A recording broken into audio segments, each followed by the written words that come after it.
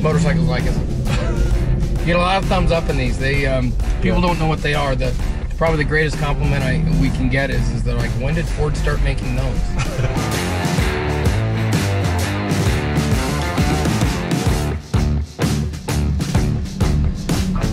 So Doug, could you please introduce yourself again? Oh. I know we've been filming for a while, but some people may not know. Sure. My name is Doug Paddock. I own Defco Trucks in Denver, Colorado. Cool. And this is what is this truck? This white beast? This is one of the trucks we manufacture. It's called a BA350. It's based off a Ford Super Duty chassis. Yeah, and that's cool. This is a Hallmark truck, is that right? Yeah, we were lucky enough. After we started posting some videos with our first truck, I was contacted by Andy Ward at Hallmark, and they wanted to somewhat make a splash in the overland world, and they saw what our truck was capable of, and he asked if they could. If we thought we could, you know, utilize with a camper. Yeah. I'm like, absolutely. I said, you know, I would do some different things, including maybe a floating airbag and some other stuff to allow usability. And shoot, I literally a week later, their truck was sitting at our doorstep. So I'm driving it for the first time. I haven't driven a BA350 yet, and we have a Mustang chase car actually in front of us, and he's kind of down there. He's yeah, I can barely see him. Well, it does have front and rear cameras. You can't turn them on at anything under 10 miles an hour. That's cool. For parking lot awareness. On the Platinum trucks, we also have a side camera, as well as we have the ability to use a turn signal camera. So when you apply the turn signal, the center screen illuminates the camera. Give me some specs on the truck. Sure. You know, how much ground clearance, travel, all that. Absolutely. So this is a 2017. It has a 43-inch tall tire. Front wheel travel is 12 inches and rear is 15 and a half. Okay. As far as ground clearance, it's 16 inches from the pumpkin down. Actually 15 inches on this truck from the pumpkin down. Okay. The best part about this truck is while it has this monster ground clearance and it has this huge wide track, we're 18 and a half inches wider than a standard F350. Okay. But it doesn't feel like it once you get on the open road. So it's about 8 feet wide, like a dually? It is. It's 3 inches shorter than a dually. Okay. Narrower than a dually. Okay.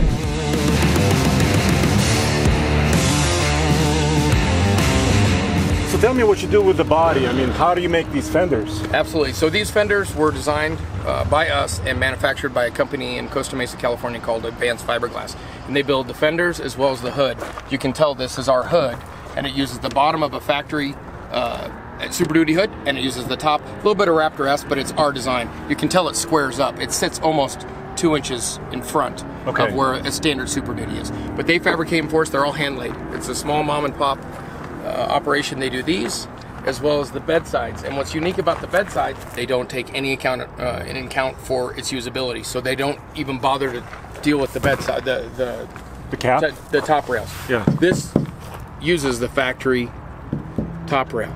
So we bond it here to the aluminum. So we basically cut the entire inner fender off and use our structure. But as you can tell, it's not weak. We use nothing but the factory integrated fuel and DEF. Yeah. And the bed, can we open up the bed? Absolutely. I mean, it's a standard bed, right? It is a standard bed. Boom, right there. Yep. With the tie downs and all that stuff. Yeah, he uses a standard truck. He normally had a camper in it for the expo, and when he takes it for the weekends with his kids, but he pulls it out and drives it as an everyday truck. The steering feels stock. Absolutely. Right. So the name of the game with us is we partner with Chris Lewis at Lewis Built Performance in Hemet, California, and he was a solid axle guy, and he understood what we were doing, and he was building at the time a lower radius arms, and I came to him and I asked him if he would be interested in tackling a project like this. Yeah, yeah. And I explained to him that I wanted a minimal amount of bump steer, I wanted 12 inches of travel, I wanted to be completely functional, and it had to be badass. Met him for about 2.5 hours, we left. By the time we got to Bakersfield, he had sent me three quick email screen captures off of SolidWorks with an idea for the suspension. And the big thing with this is you'll notice you go through bumps and traverse, there's very minimal bump steer. So the steering wheel does not move side to side. With a solid axle, you'll notice on most trucks, it will pivot from the right to the left as the suspension compresses and as it extends. Ours, how we have it designed, is less than 5/8 of an inch in the entire 12 inches of travel, which is very unique. Yeah, it's very unique. So it makes it very civil, and in doing so, it allows you to drive it and maneuver. I mean, the first impression I have is just how tall this truck is, but that's about it. It just feels good otherwise. Yeah. So what kind of rear suspension options do you have? We have 3 rear suspension options. We have a modified factory one on our stage 1s, which we have fixed an airbag for load carrying capability. Okay. This happens to be a stage 1.5, which was built essentially. We designed the 1.5s for the Overland community and for Hallmark. Okay. That uses the rear suspension as Fernando at Atlas Spring came up with this design, and it actually uses a drop shackle, so we have a lot of arch to our spring. But what's unique about it is we gain the height, so we don't use a lift block, but we use a floating airbag. So we use a Firestone ride-right airbag with a Delrin puck that's affixed to the bottom of the leaf spring. Okay. So it still allows load carrying capabilities for Andy when Andy loads up the camper. Okay. But even when the camper is fully loaded, it allows the truck to articulate. Normally, an airbag is affixed at the top and affixed at the bottom of the suspension, so it acts as a limiter. Okay. In this case, it does not. It floats. It just kind of nestles in there. It just nests in there and comes away and pulls away. Okay. So, and then we have a stage 2, which is a cantilever design, which is on the red truck that you first featured. Yeah. Which puts a shock. The big deal with that is we have a ton of travel there. How much travel? It's strapped at 17 inches, but we can go deeper, significantly deeper. Quite frankly, if you need more than 17 inches of travel with this truck, you got problems.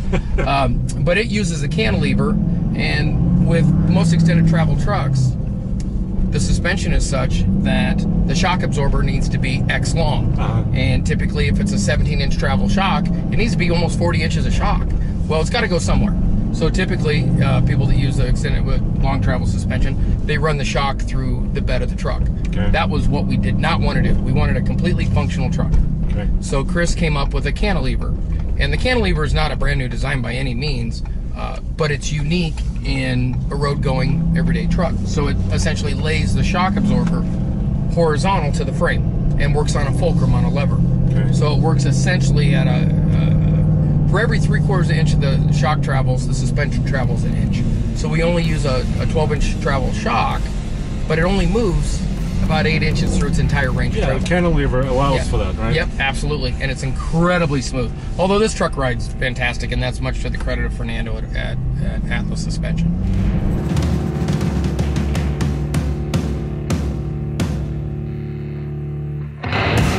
Well, thanks for sharing the truck. Oh, you're welcome. Thanks. I really enjoyed driving it for the first time. I haven't driven one of these yet, so my take on it is you're sitting high, but the trucks feel familiar, right? It feels like a stock truck would be. It's just that you're kind of looking over everybody. Yeah, you know you're doing when you pull up next to a bus or a semi at a intersection. You look over at them; they're staring right at you. Hey, what's up? But it doesn't look out of proportion. It doesn't jacked up and lifted. And with the wide stance, it's incredibly stable at speed. I've had mine well over triple digits and close course, of course. Yes, at the drag strip, right? Absolutely. Right. Which actually they run pretty well for what they are. But we re-gear them. These are re-geared with a 430. Okay. So we re-gear these trucks with a 430 with a factory gear set, so it's covered still under the Ford warranty. Okay. Yeah. So you try to keep as much factory as possible, but what about the engine? Can you just get a standard motor? Absolutely. Or do you do something else? We obviously work with the Power Strokes because it is the diesel, but we work very closely with Bully Dog, SCT, and they provided a tune. Actually, we have a special proprietary programming for us. We also use a recalibrator for the speedometer, so it actually functions exactly how it should. But so they run really, really long. But people can pick and choose what they want, right? Absolutely, yeah. Absolutely. And what is your pricing like for stage 1 and a little bit above that? For a stage 1, which basically you supply the truck or we can work with somebody to do so, they start at $44,500. That's a very nicely equipped truck. This one happens to be 68,450, and that is the stage 1.5 with some add-ons, and then our stage 2 start at 77. And then you can do a full roll cage if you want to go all out. Yeah, right? we have an LTFO option, and those are the two that we've built. They have not had a budget, and we were able to go kind of nuts. Unlimited, right? Yes. And those prices are on top of a truck. Absolutely. new truck. Absolutely. Right. They are Ford financeable, both the Stage 1s and Stage 2s through Ford Motor Credit, which is quite an accomplishment, especially for a truck like this in aftermarket to do that. But we're pretty proud of it.